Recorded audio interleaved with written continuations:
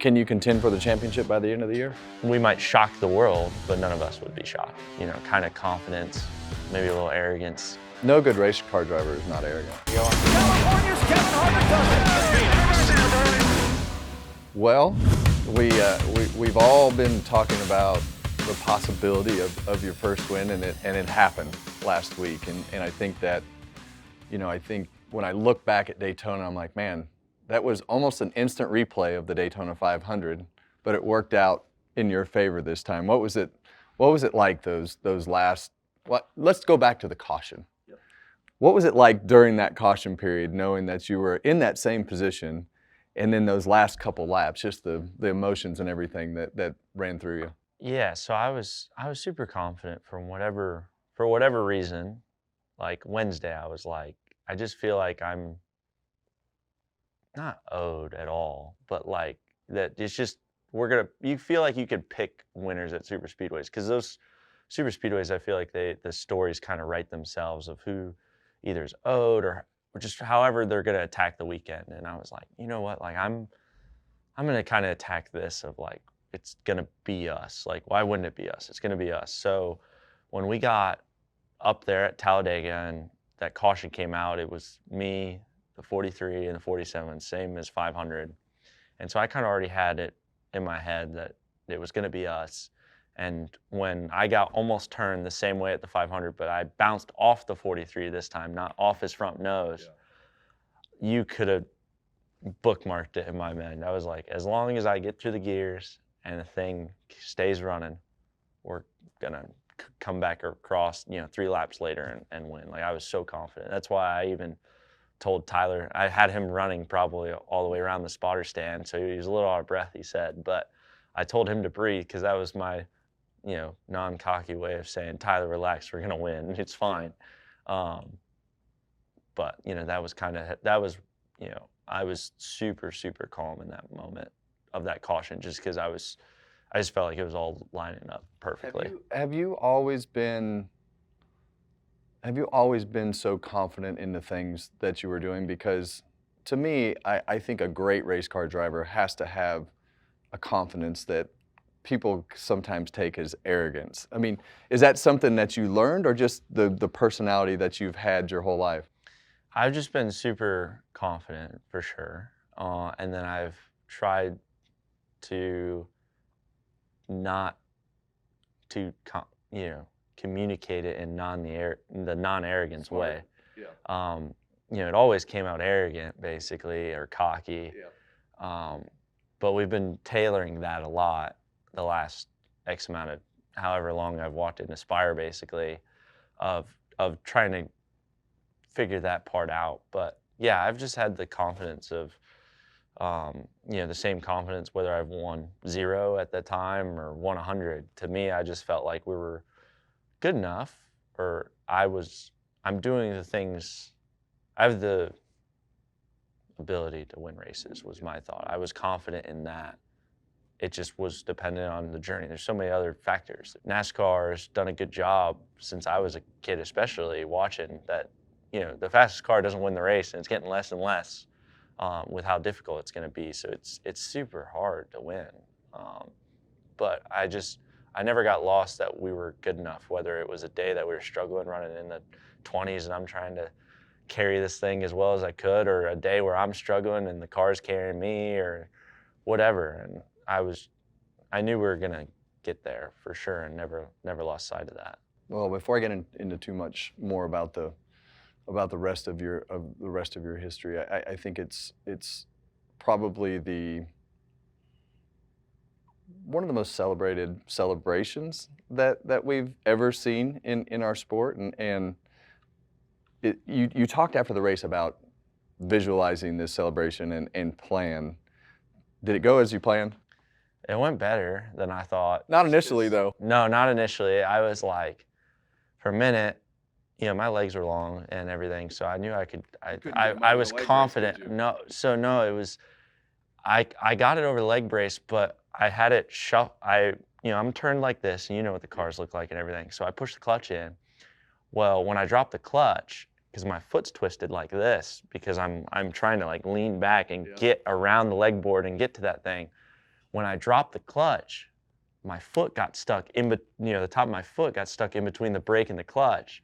And so that's where it looked like I was stuck. Yeah. Because legitimately I was. You're in big trouble. So then I had to get back in. And the steering wheel was not on. Steering wheel was on that time. Okay. Steering wheel was on then.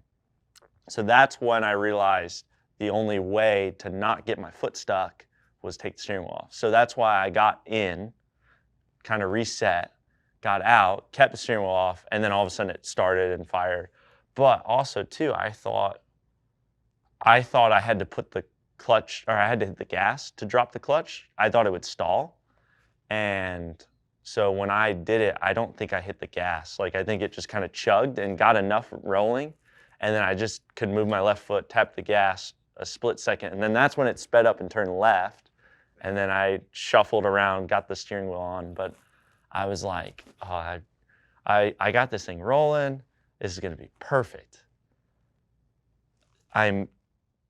This wall's getting very close. And I was like, this is going to be so bad. We were worried at that point. But no, after that, it went better than I expected once I got rolling, just because of how many people stayed and how many people were cheering and hollering and everything. Because, I don't get to, hear it when I cross the line, whether there was a loud crowd or short, quiet, or, however they react. I'm in the car and I got the engine going on. I got people yelling at me on radio. I'm screaming and everything. So, like, I don't get to hear it. And especially too, if I'm inside the car, I especially don't hear it. And so that's why I wanted to, number one, get out. I'll be able to hear it. But two, I remember when in 2014, when Junior won, and there's that in-car footage of him seeing the crowd. I was in the stands, and I never yelled or screamed because I never thought he could see me.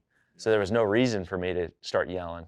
I was pumped and excited. Obviously, he won, but I never got to see it. And I felt like if they get to know that I could see them, especially if they're wearing like a shirt. That's why I was like pointing at stuff. I was pointing at people that had my shirt on or a hat, because, if I saw my favorite driver, I would be wanting them to acknowledge that I have their shirt on. Like, I'm I'm here for you. Like, these other guys aren't here for you. They're just bandwagoning here. I'm here. Right. So that was what was super fun for me. Do you think you were going to fly out of the car when you hit the fence? No, I was pretty locked in. I cut my hand though, like on the roof rail. But I was holding on that tight. You didn't mean to hit it that hard though, did you? I didn't mean to hit it that hard, but I was wide open right when I hit it, because I wanted to keep it rolling. So that's why I launched forward, because it was already hard for me to get that thing rolling. Right. And I was like, I cannot. No two pedal in here. I can't. Yeah, I can't keep this thing. If this thing shuts off, it's over.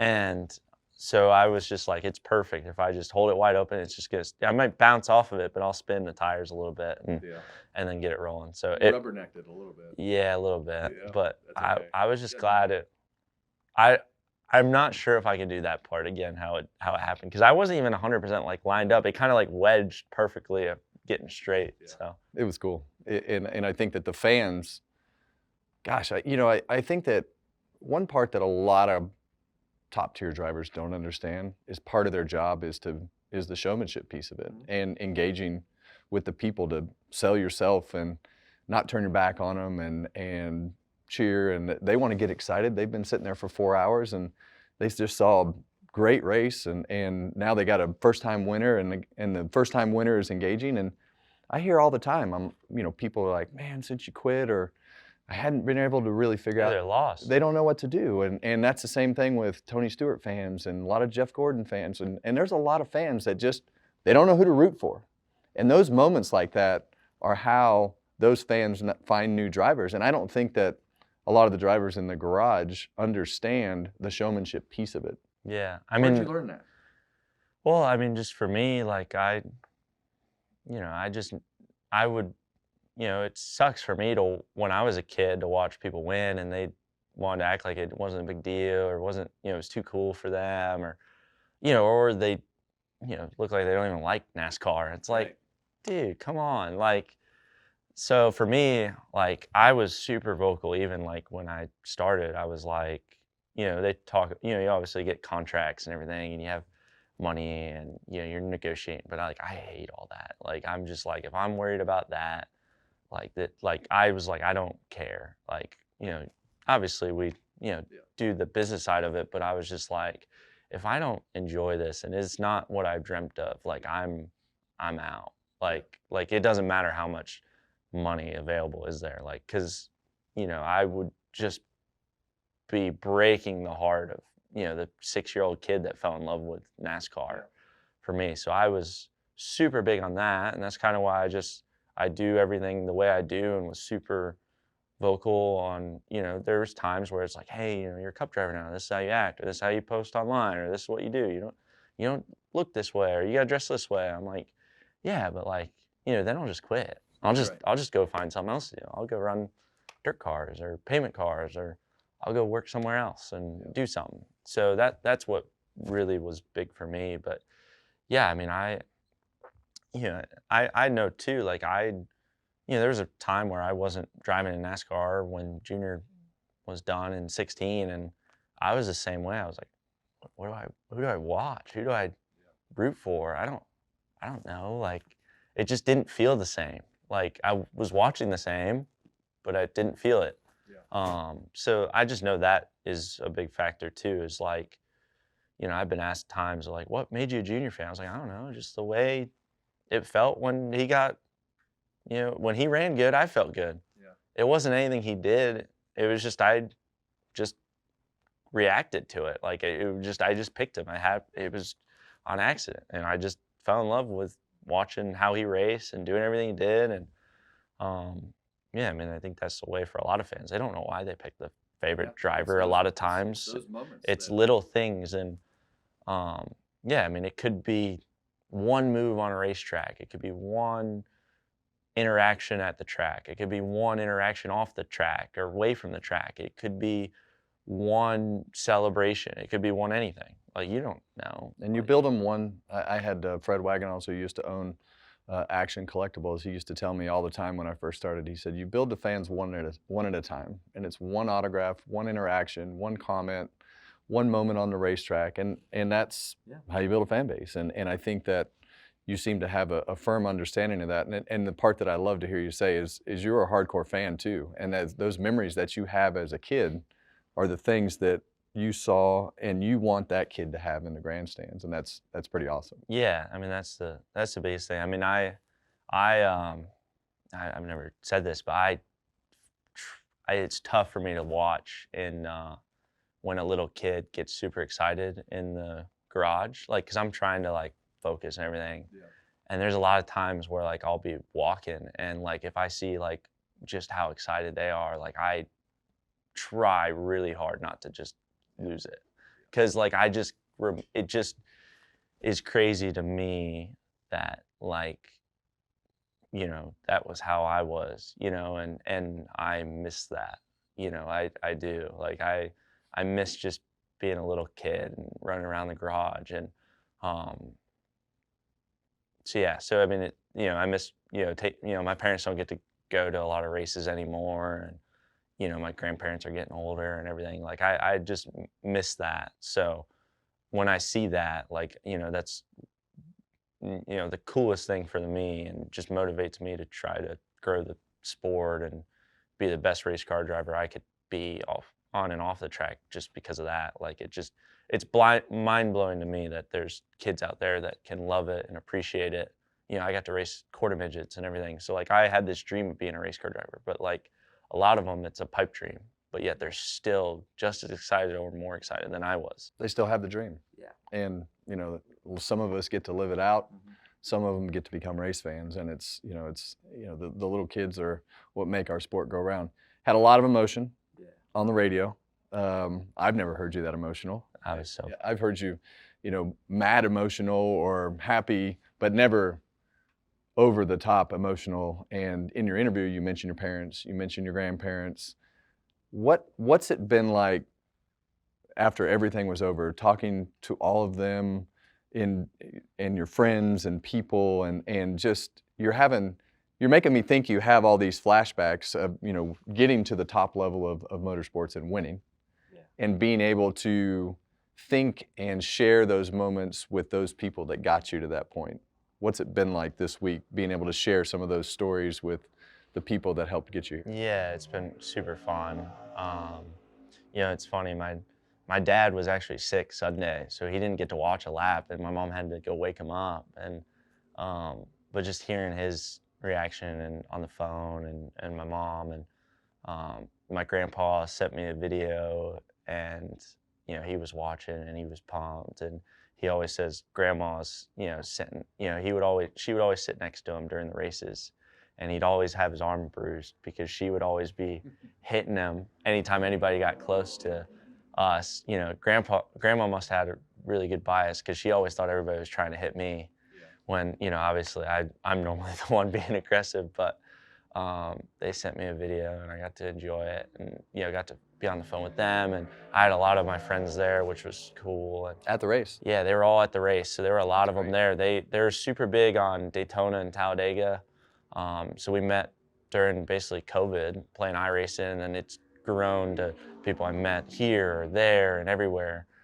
So I have like 6 different little groups, and they all went to Talladega, and that was fun that they were all got to be there. But yeah, it's just been super special. Like, so many people reaching out, whether it's, Dale Raber was the first one I ever got in a quarter midget with, and then Zach Dunson called me, and he was the one I got late model, and Johnny Benson was my mentor growing up when I was younger, and like Tim Clausen when I was getting ready to maybe go dirt racing, with him and the Spire relationship and everything now. And and there's so many more others, but like those were like the core ones that I was like, man, it's super crazy that like, you can almost hear, their reaction of it, because they still just remember they're just giving me the stories of when I was little, racing. Yeah. Well, the other person that you mention all the time is Jeff Dickerson, and you talked about it a little bit in the beginning. Jeff's been around the sport for a long time, seen and heard a lot of things, seen good drivers, bad drivers. And I think that this process has been really interesting because you go from truck straight to cup.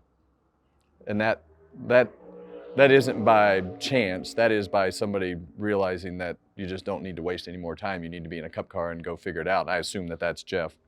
And what has that mentorship and relationship been like? Because he's obviously got your ear on when you do something wrong. I'm sure he's the first one to come in and say it. Based upon me listening, I'm not going to put words in your mouth, but based upon me listening, he's the first one to come say it. But you listen, it seems, to him most of the time.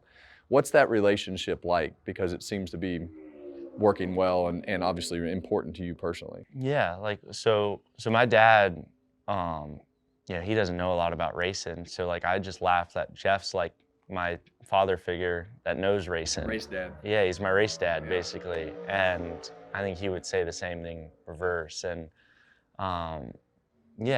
since this, like I don't think we've ever really talked about how we're gonna race. Like ever since Gateway, when I drove their car the first time when I was subbed in, like it never really was ever teaching me how to race. Like, I felt like I was fast enough and I was gonna figure that out on my own. And I think he felt the same, but it was the other stuff that you don't know that you need to be learning to be a cup driver. It's the, how to conversate in the shop and not sound arrogant when you're confident, how to, get people to believe in me the same way I believe in myself, how to react to things, when to know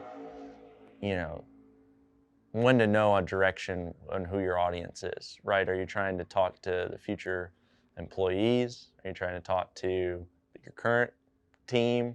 Are you trying to talk to the manufacturer? Who are you talking to in these moments? Yeah. Yes, know your room. Are you gonna walk in as a 20-year-old rookie, or are you gonna convince everybody in the room that you're a cup driver and that you belong in the car? So there's times where I've definitely like lost the room at times, especially. But this year especially, with how I felt like we really clicked on a lot of different things of me figuring out, okay, that's wrong. No, you're right. Basically just, Jeff, you were You were right. Yeah. Yep. Okay. Let me go with this approach. Let me just try and follow your kind of steps here, and kind of been a good leader and leadership and how to everything, and everything's just kind of fallen into place this year, especially. But yeah, I mean, we talked more about dirt racing and life and little things than we'd ever do about Cup car, but it all still relates to it. It all still comes back to it. And that's what's most fun, and everything is just, he knows how much that racing means to me and how much it means to him. So he's just like, if we can race everything, we're going to do it. And, he just, he told me basically my first year was just kind of, if you just, trust him, we're going to do everything we ever want to do. And, now we want a cup race together. We run a bunch of trucks. We have dirt late models, pavement late models, bunch more dreams we want to do, but he's done everything we said we're going to do. And that's what I think was most excited is just, we always kept saying, we're going to do this. Every time we come close to winning or it was close, we're just, oh man, we're going to do this. But we genuinely believed it. We just don't have to say it anymore. Yeah. Well, I think that the hard part, I mean, the circle of life is the hardest thing for a cup driver to balance, right? It's because you've got money, you've got problems, you've got race cars, you've got all these different things, and keeping all that in check is definitely the hardest thing about being a cup driver. And we talk about Jeff. I've known Luke a long time. Yeah. He doesn't get excited a lot, but he was pretty excited last week about everything. And I think the process of everything that Spire has gone through is great, but your team in particular has been pretty fun to watch. You take them all to Chili's. Yeah. Did they keep the Chili's open for you? Yeah, they did. They kept it open. That was in North Carolina, okay. Exit 36, the Mooresville location. So they kept it open. That's the Spire hangout. Yeah, that's the Spire hangout. And then, so they kept it open. We walk in, and Luke's man handling this thing because it's 150 something pounds, and he's rolling in it, and everybody in the company's there, hooting and hollering. But I've never seen Luke that excited. I just remember the mental shot I have is I round to victory lane, and he jumps out, and he's leaning out, and he has the biggest smile I've ever seen.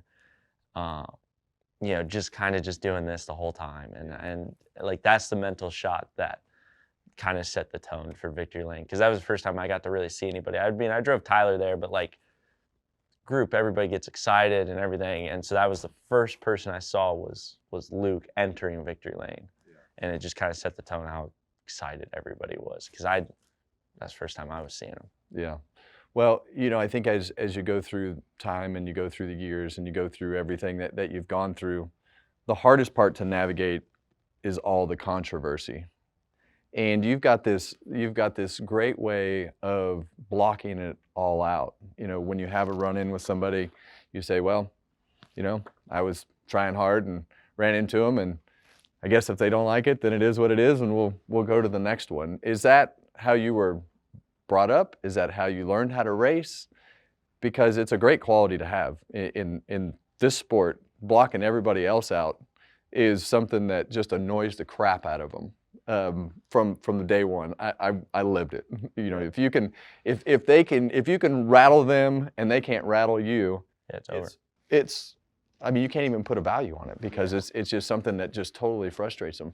But I think for the learning process and all the things that you have to go through to be good at racing in Cup, you have to play the politics of it and all the things that go with that. Is that enjoyable to you to play the mind game and the political game? Because you do it well. I don't even know if you know it. Yeah, no. No, we're not bad at it. No, but I've been a fan of the sport ever since I was a kid. I kind of knew what race car driver I wanted to be, and I kind of just saw flaws in the game of, man, why is everybody letting everybody go? Even when I was late model racing, everybody, you'd have a 250 lap race. You knew everybody was just going to let everybody go in the first 100 and take care of each other, even back then. And I was like, man, well, if everybody's just letting everybody go, I'm gonna be the one guy to just, them. I'm gonna pass them all. Yeah. This is gonna be way easy. That's It's way right. easier at the front. Yeah. You know, at the start of the race, I was like, perfect. And so I'm always just have thought about flaws in the game. And I mean, I ran into a lot of things in late models for sure.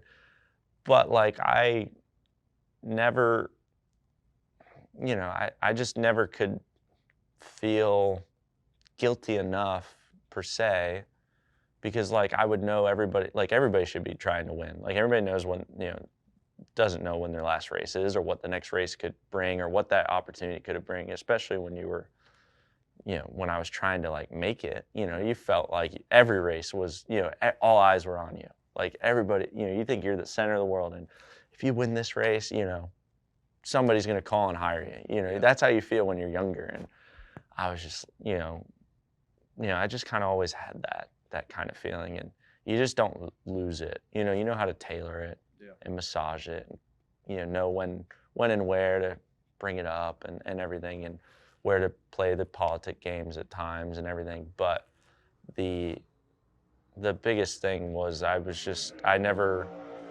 was going to let anybody rattle me to where, you know, I want to win the race as if it's my last, no matter what race it is. So, you know, why would I care? If it's all done, why would I let this guy affect me? Like, I'd want no what ifs at the end of it. Yeah. You know, if this was my last race tomorrow, I want to wake up the next day and know I did everything in my power and nobody else affected me from outside. I just went as fast as I could and as hard as I could. And if I didn't win, it was because I was not good enough, and I can live with that. Yeah. But I can't live with letting anybody else affect me, because then it's just a big what if, and I'll just live with that. I can't live with that. So you've won a race. What are the goals? What are the goals for the 77 team? I know you're going to say, well, we'll win more, and then go. So what are the weaknesses of your team? What do you need to get better at right now? I feel like which tracks, like package? Probably Martinsville was really difficult. Like, that's circled. I want to get better at the road courses for sure on my end, but realistically, it's just getting all the details right. We've thrown away. I mean, we're 8th in points, but like, there's a world where we're 4th. You know, just because I feel like we've thrown away a lot of points. You know, Kansas, we had some, you know, pit road issues. I made a mistake on a restart, but like, there's things we could do with our car. Like Bristol, I thought we could have been better. Phoenix, we struggled on the strategy side and ran out of tires and had to put scuffs on at the end. You go from 7th, you know, solid day to that, and you know, so there's a world where we're getting to the green, white, checkered, and you know, strategy, how it worked out, or a mistake or something that we can kind of control as a whole team, you know, took us, you know, 5, 10, 15 points out of the game. So when we're sitting there as a company saying we want to win a championship or get there, you know, in however long it takes, you can't throw away points, especially from where we're at. If we're going to not be the dominant car every given week yet, we have to capitalize on every point. That's where we can get better. Can you contend for the championship by the end of the year? I mean, it's all good tracks in the chase. If we can stay where we're at or get higher in points, I'm not going to say it's realistic, but I don't think any of us would be shocked. It would be an eternal, you know, kind of confidence, maybe a little arrogance of us being like. No good race car driver is not arrogant. Yeah. So I've always thought that, at least. I mean, but yeah, I was like, you know, all of us, you know, Jeff said it perfectly, that, you know, when we got done at Gateway, you know, he came up to me and, you know, kind of shocked. You know, everybody was, that we ran like 15th, and then we broke the brake rotor.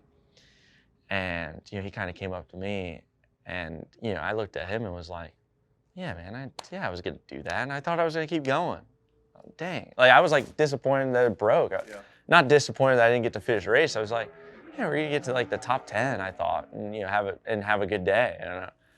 And, you know, that was kind of just, but like, that was real. Like, I legitimately was like, I don't know why I couldn't do this, you know. And then my 3rd Cup race, we're running 5th at Bristol, and, you know, that's just kind of where we're at. So like, when we were sitting there, when they got rid of the Roval, that was where it kind of clicked for us of like, okay, I think we could do this. Yeah. Like, you know, not win the championship and say we're going to do it, but if other people have issues and we can keep rolling how we are and keep getting better and the progression keeps, you know, we might shock the world, but none of us would be shocked. Yeah.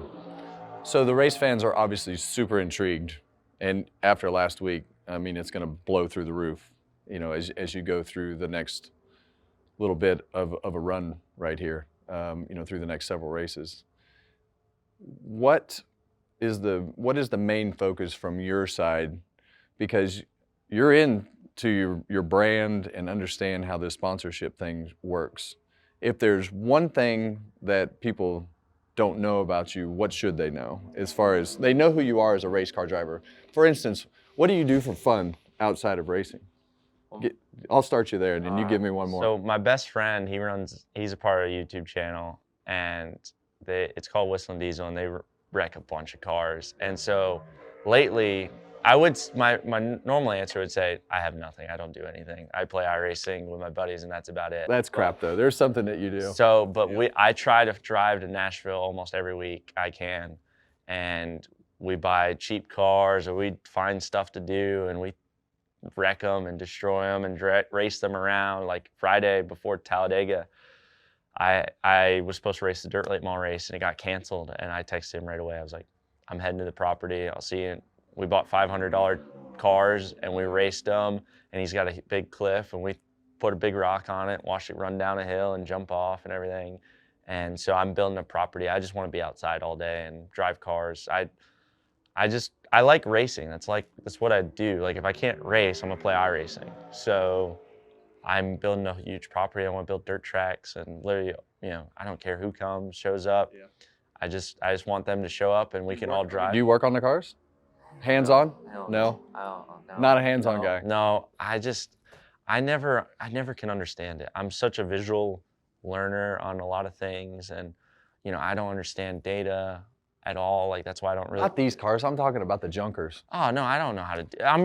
No. So the main reason I don't do that is, I don't want to have to get like a shot or cut my hand. They'll kill me. I get away with a lot of stuff that I probably shouldn't have, like, you know, wrecking the hell out of these cars and everything. And so I'm not touching them. You know, like the first time I cut my hand or hurt myself, I would hurt myself working on them, not driving them. I would hurt myself working on them. So I just know better. So you're telling me that you're kind of clumsy and a little bit accident prone? Oh, yes. Okay. Absolutely. Well, there you go. I was uncoordinated. He's clumsy and accident prone. That was it. Yeah. Well, congratulations. I know that the whole NASCAR world is intrigued and thought that this was coming, and keep doing what you're doing. Congratulations. No, thank you, Kevin. Appreciate it.